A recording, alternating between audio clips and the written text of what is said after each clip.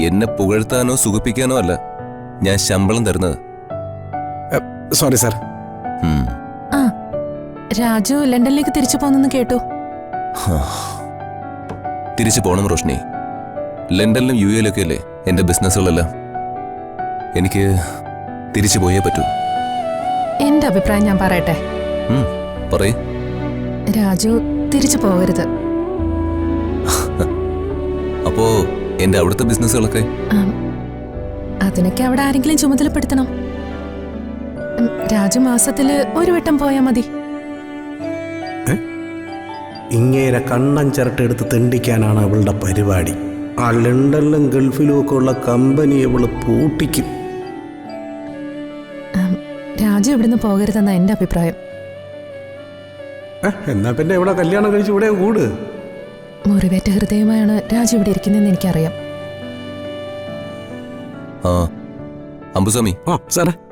സ്വാമി ഒന്ന് പുറത്തു നിന്ന് ഞാൻ വിളിക്കാം. ശരി സാറേ.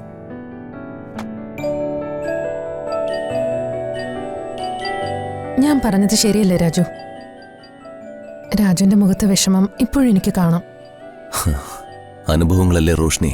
ചെറിയ അനുഭവമൊന്നും അല്ലല്ലോ. ഒരു ചെറുപ്പക്കാരനെയും അവന്റെ കുടുംബത്തെയും പിന്തുടർന്ന് വേട്ടയാടിയ സംഭവമല്ലേ അത്?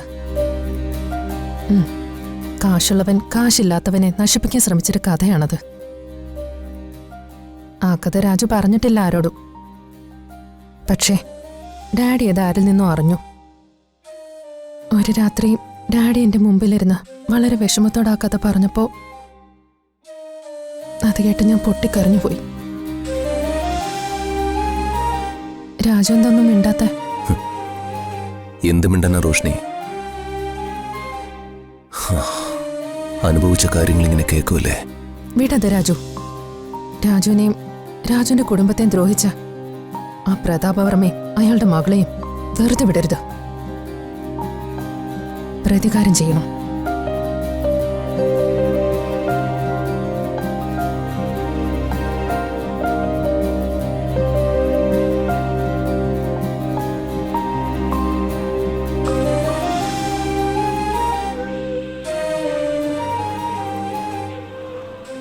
ഈ ഋതിക എന്തേ താമസിക്കുന്നേ? ഇന്റർവ്യൂ തുടങ്ങാൻ സമയമായല്ലോ. ഇവളുടെ ഒരു കാര്യം.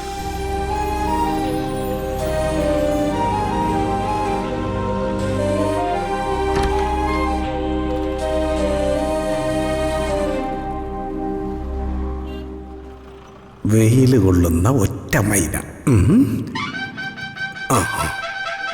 ഈ മൈന ആരെങ്കിലും കാത്തു നിൽക്കുകയാണോ?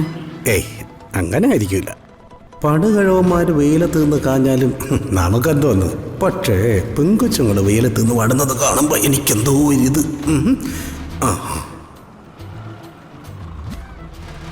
ഹലോ, ഗുഡ് മോർണിംഗ് ഉണ്ട്.